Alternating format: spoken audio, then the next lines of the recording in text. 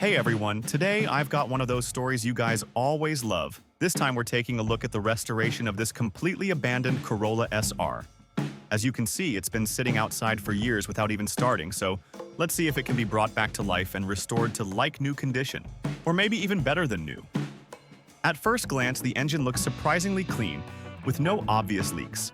All it really needs is a little cleaning and some love. Amazingly, after sitting unused for so many years, the magic happens. The Corolla fires right up. You've got to love Japanese engineering. Do you think the same thing would happen with a Chinese car? I'm not so sure. Although people always say that if a car was running when it was parked, it should usually start again with nothing more than a fresh battery. Now we get to one of your favorite parts of every restoration, the cleaning. Before we can really see how much damage we're dealing with, everything has to be cleaned properly. Honestly, I expected it to be in much worse shape. But we're just getting started. Now it's time to strip out the interior. There could be hidden rust underneath the floor, and that would be a serious problem. The front seats come out first, and it's as simple as removing 4 bolts. I love jobs like this because there's something almost anyone could do at home in their own garage. He starts by pressure washing the seats with soap and water. Next up, it's time to remove the wheels.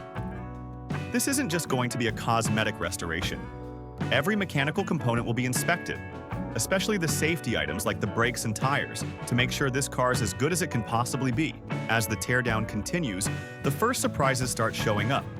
There's some rust that has to be sanded all the way back to clean metal to stop it from spreading any further. As you can see, this isn't just a little surface rust. Over the years, it has eaten through part of the bodywork, so a repair patch is needed. With a bit of skill, he manages to achieve a really solid repair, and after applying a quality anti-rust primer, everything will be properly protected. Now we're getting into the more technical side of the build. Let's talk about the brakes.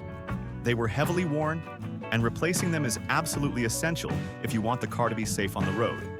Rust, grease, and years of dirt make the job much harder. But after some effort, everything finally comes apart so every brake component can be replaced.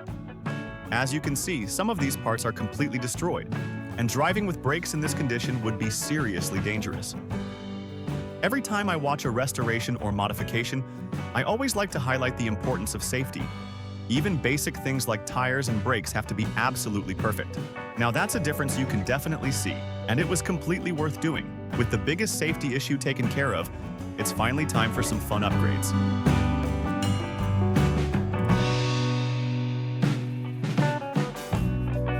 Starting with the new rear wing that just arrived. Installing it is pretty straightforward. The old spoiler comes off by removing a few bolts, and the new one goes right into place. One thing that's driving me crazy, though, is all the dirt around the edge of the trunk. I really think the cleaning should have been a little more thorough. Not only would everything look better, but working on a clean car is always easier and much more professional. Still, keep in mind that this entire project is being done in a home garage, and that deserves a lot of respect. At first glance, this spoiler actually looks like a great fit. It's slightly larger than the factory one without looking over the top. As you already know, I'm pretty conservative when it comes to modifications, and I prefer restorations that stay as close as possible to the original design.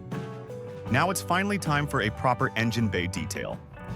Let's see what kind of condition the heart of this Corolla is really in. This is exactly what I wanted to see. A brush, some degreaser, and a proper deep clean instead of a quick wipe down. And finally, the rest of the car gets the detailed cleaning it really deserves. Now we're moving on to some bodywork. The side skirts and spoiler are sanded down to prepare them for paint. This step is important because proper surface preparation is what allows the paint to bond correctly after primer. Since the side skirt sits so low to the ground, the finish has to be tough enough to handle rock chips and road debris. Some builders even use textured coatings for extra durability, although that usually comes at the expense of appearance. Next comes the small front grille with fresh primer and paint, followed by one of the most satisfying cosmetic jobs, polishing the entire body. Thankfully, the factory paint is still in great condition, so a proper machine polish should be enough to bring back its original shine. As for the front bumper, it's being replaced with a much sportier design. And well, you probably already know what I think. Personally, I wouldn't have chosen this bumper. That said, even though it's noticeably larger than stock, it doesn't look too aggressive. Once it's installed, I have to admit it actually looks much better than I expected. It balances really well with the rear wing and the rest of the car.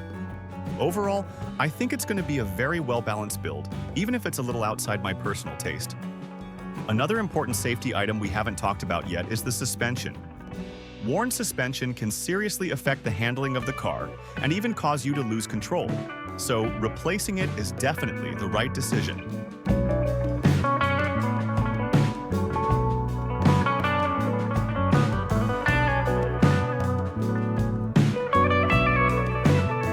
Looking at all the cosmetic upgrades so far, do you think he's going to keep those wheels? We'll find out in just a minute. Now you're finally getting a better look at the wheels. What do you think? I have a feeling you already know my opinion, but first it's time to paint the front bumper. As always, primer first, then paint. And just as you'd expect, the rear bumper is getting replaced too.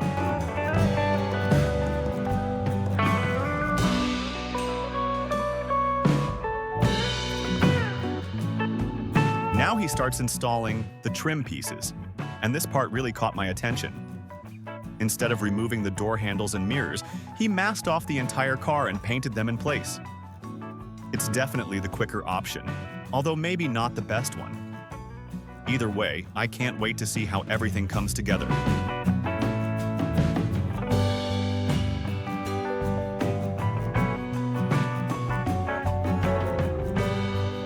Now he finishes installing the bumpers, grille, headlights, paintwork, and all the final details.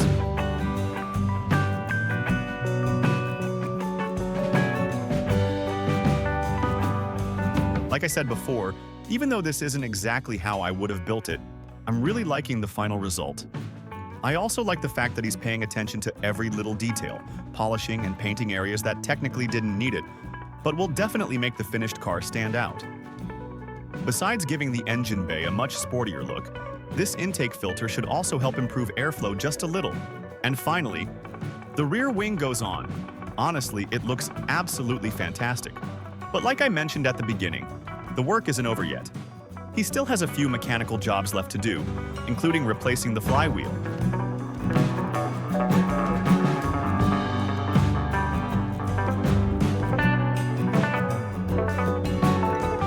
The car is almost finished now, and the test drive goes exactly as planned. So let's take a look at the finished result.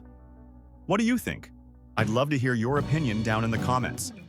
Personally, I really like it, although I probably wouldn't have built it exactly this way.